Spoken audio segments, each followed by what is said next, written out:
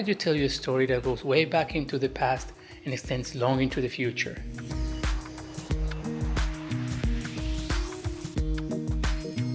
It's a story about our species, how we've been evolving, the exciting crossroads where we are at today, and the step we're about to take. This is our species. Roughly half of us live in cities. A few own most of the wealth. This century, there will be 3.5 billion more people on the planet. And taking into account the current urbanization trend, we can expect more than 5 billion additional people living in cities. If today is any reference for the year 2100, it looks like 11 billion people will be taking pollution to a whole new level.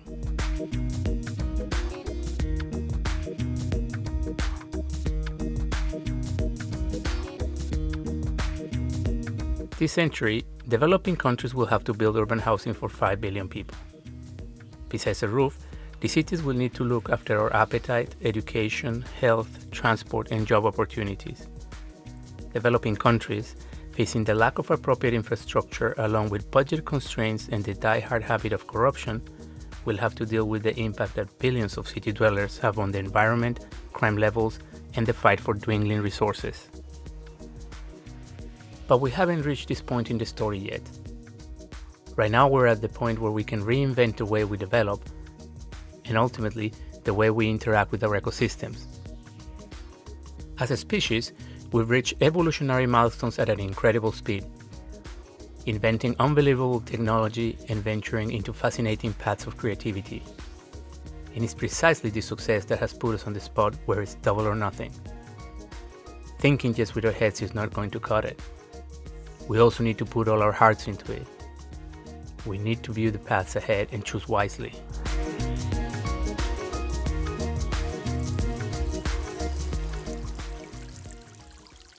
Not at all. Species that panic perish. But we have good reasons to do something about our development model. This is a plan for just that. Pukika is a sustainable development experiment that consists of planning and building a city for 3 million people. Pukika is self-sufficient in all its resources. By adapting current technology to produce new materials and production techniques, the city produces all the goods and services it demands. Because Pukika is 100% dependent on its own resources, preserving a healthy ecosystem is a priority. On a social level, the city offers all its inhabitants a secure middle-class standard of living.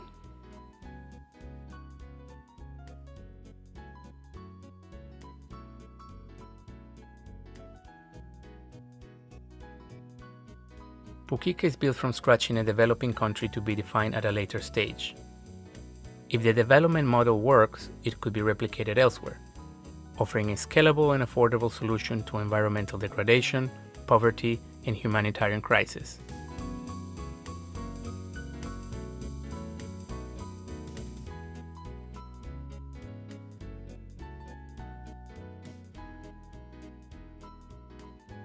Volunteers from all over the world populate Pukika. The citizens are people who believe that preserving the environment is more important than personal wealth accumulation. If they have a change of heart, volunteers can leave the city whenever they want. For those who would say this is not their cup of tea, Pukika still has something valuable to offer. You see, with the current development model, the additional 5 billion people moving into cities by the end of this century are going to pollute as much as we do. And they're going to compete directly for the same limited resources, driving prices up. A big chunk of these new urbanites are going to suffer from crime, lack of opportunities, and civil wars.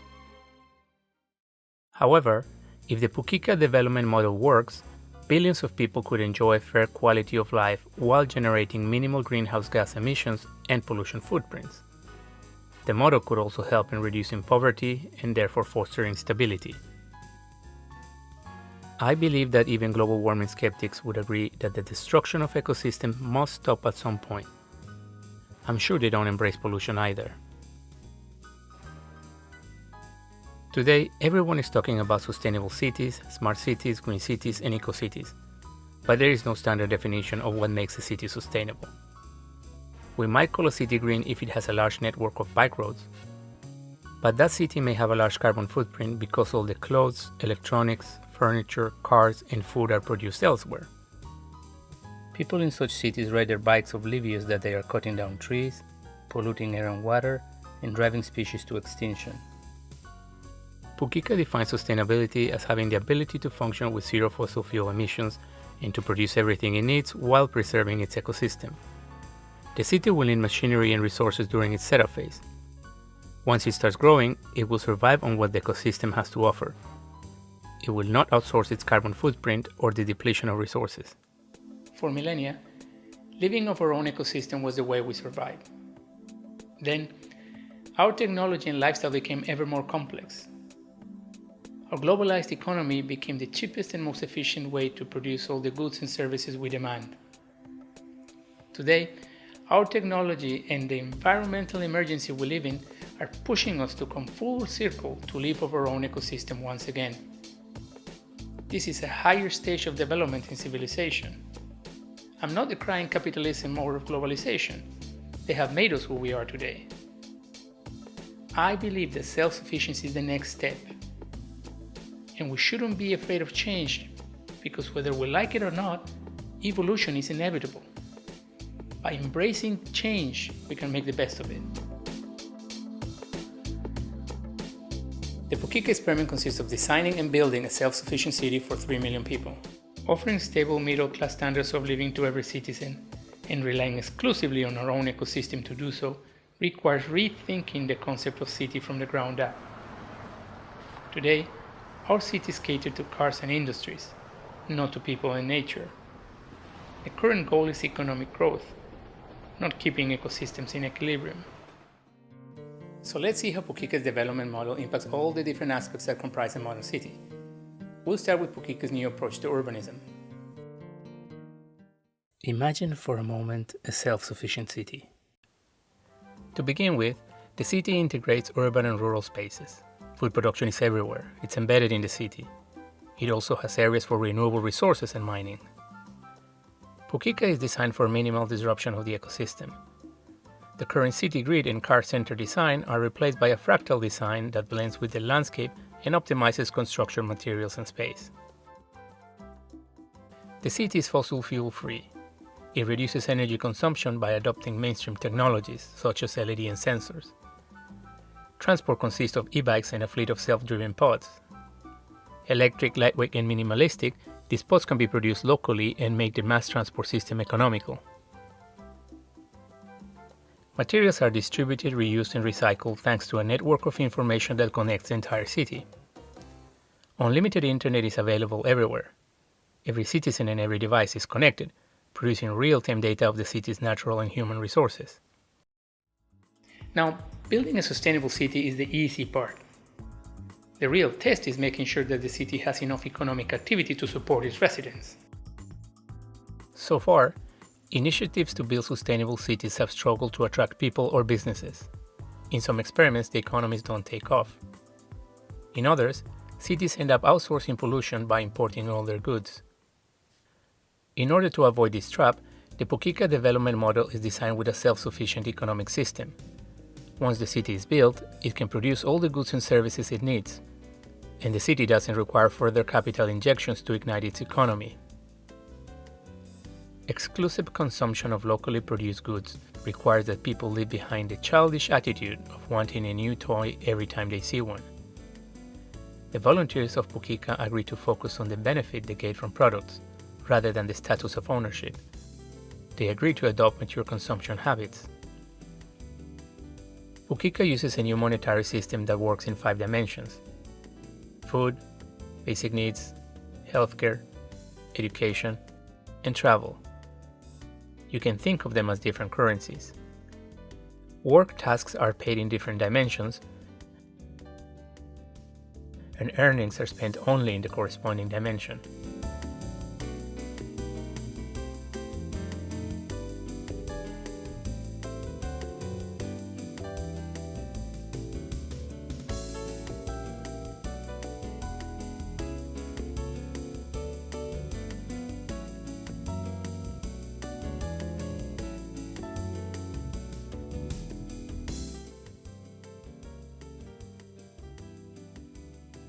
For example, as part of her education job, a dentist is required to teach 2 hours per week. This part of her salary is paid in education money, which she uses to enroll in a dental surgery course, pay for the materials, and go to concerts. The 5D monetary system allows us to change the rules of the game, from one where you try to accumulate more wealth and resources than everybody else, to one where collectively we minimize the resources we extract from our ecosystem. Pukika's socioeconomic model is based on the principle that everyone should have the same pollution footprint, access to education, health insurance, and living standards. To guarantee these rights and protect the ecosystem, 4 of the 5 money dimensions are not suitable for accumulation. This makes over-extraction of resources pointless, and it reduces income and gender inequality. Multidimensional money is in fact simpler than our current monetary system, where we have to deal with inflation, interest rates, monetary policy, depreciation, exchange rates, fluctuations in commodity prices, bonds, stocks, futures, derivatives, options, swaps, and the list goes on and on. The 5D monetary system allows the city to kickstart its internal economy without relying on external resources or capital, so the city can meet its demand for goods and services. In order to produce everything it needs, a self-sufficient city must have the knowledge and ingenuity to adopt materials and techniques to make ends meet with whatever its ecosystem has to offer. Today's linear education system is broken down into a series of diplomas that filter people out at every level.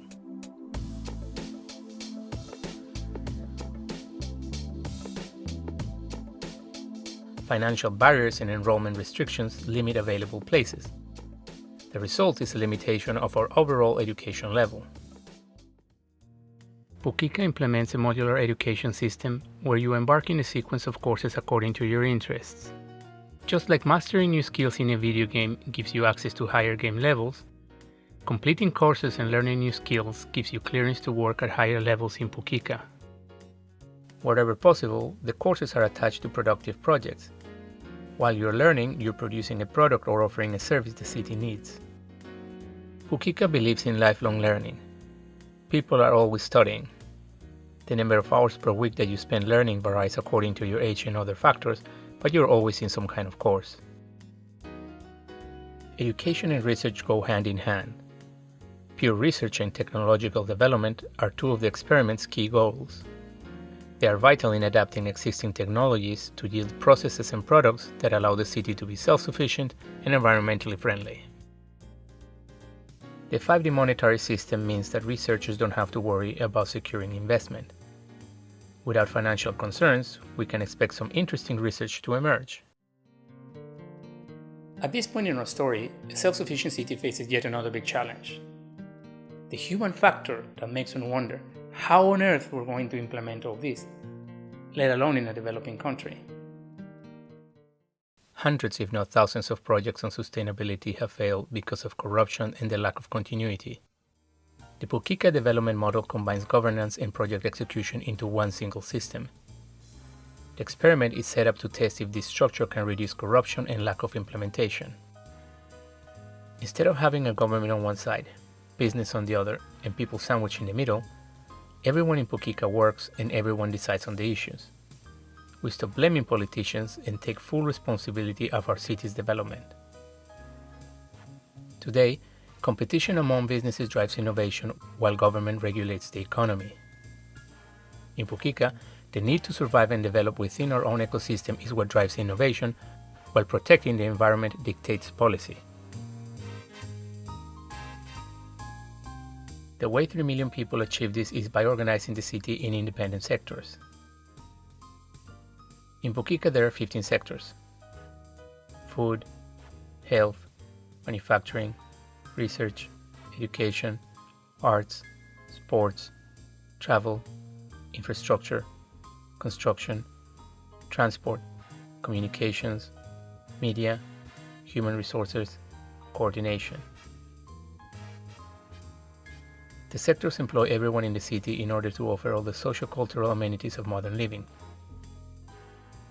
Each sector has a hierarchical structure.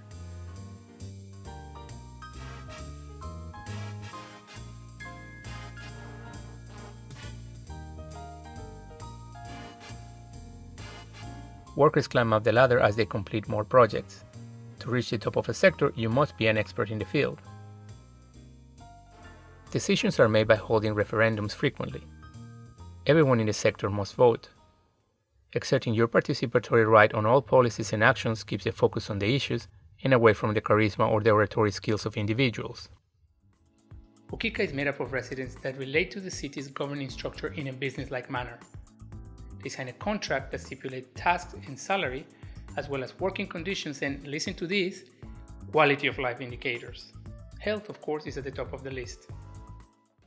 In order to reach the experiment's objective of offering everyone a middle-class standard of living, Pukika provides universal healthcare. According to the sector structure described earlier, everyone working in Pukika's healthcare system is a health expert. There are no salesmen, health insurance staff, marketers, lawyers, executives, or government officials. Healthcare human resources are focused solely on offering the medical service itself. Having a healthy lifestyle is integrated in the economic system. Sports, yoga, and meditation, for instance, are work tasks that you get paid for. Eating a balanced diet is also calculated in your pay.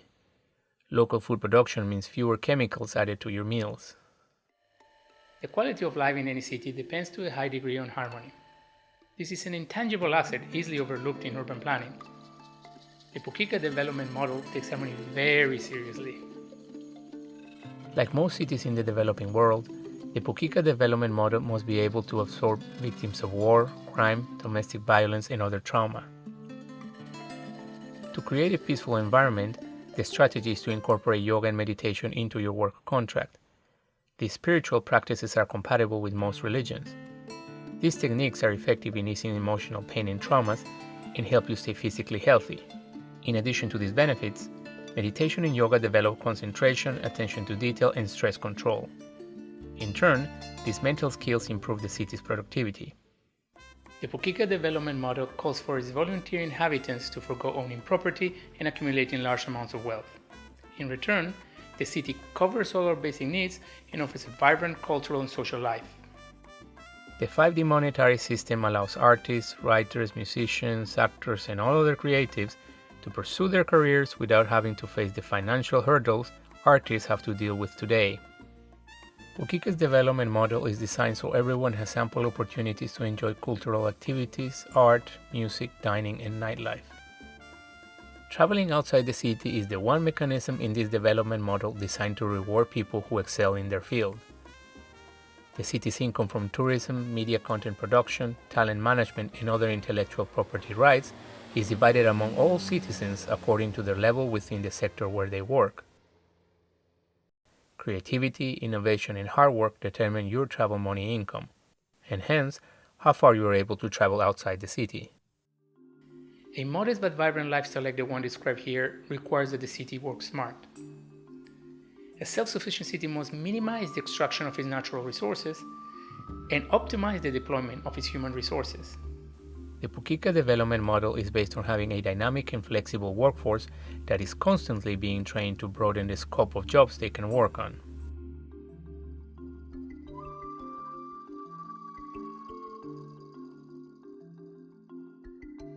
The production of goods and services in Pukika is divided into quarterly projects.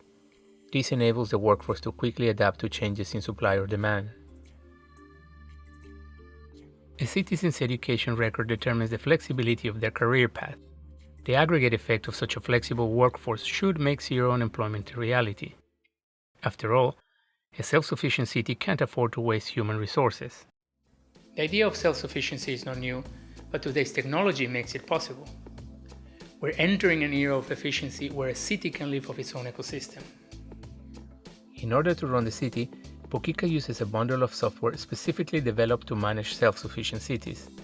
The applications interact with each other and with every person in the city. A real-time and transparent flow of information allows the city to map its natural and human resources and decide which projects must be implemented at any given time.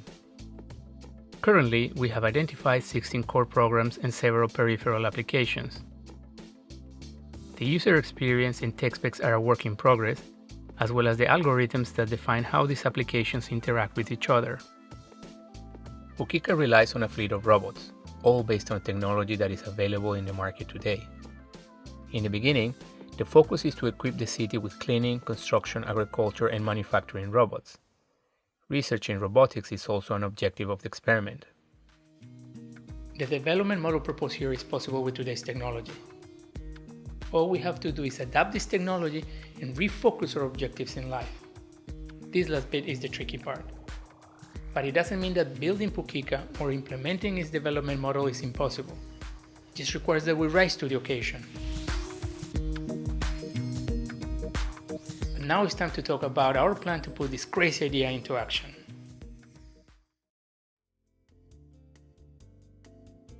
A social experiment to test a new development model requires the cooperation of diverse players, from governments to funding institutions, international organizations, corporations, and NGOs. At an early stage, the experiment may be executed through an NGO. Later, the ideal scenario would be to execute it as a specialized agency linked to an international organization, such as the United Nations.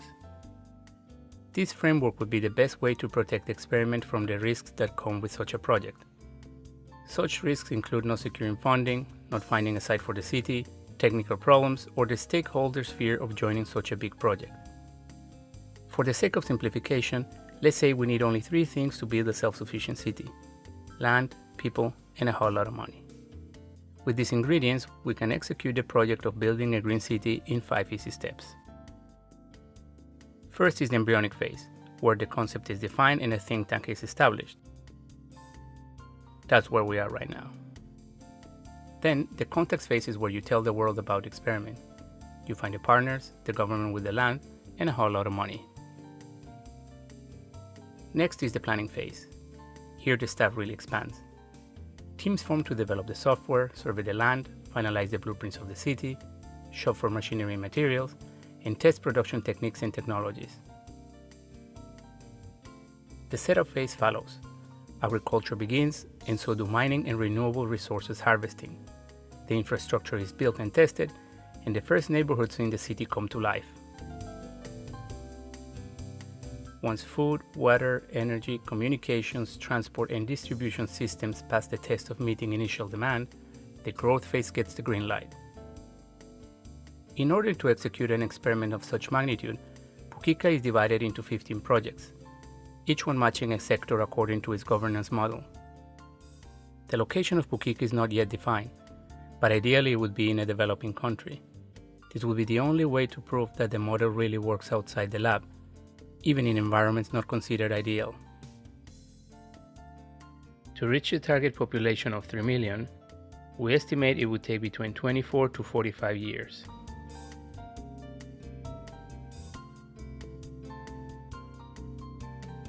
The difference in the projections lies in part with the ability to find the key partners and solve technical problems. But mainly it depends on the ecosystem's capacity to absorb human population without straining other species.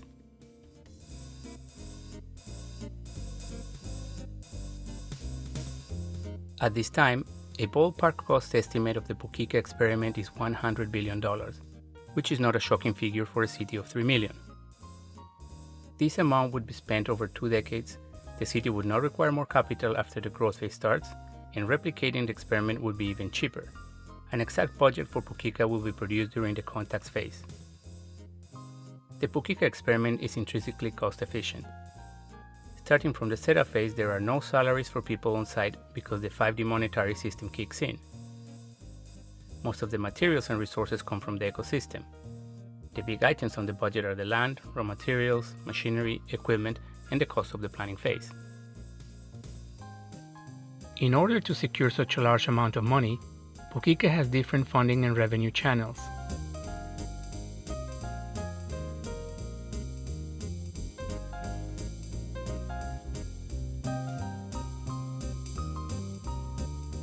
Each channel is active during different phases of the experiment.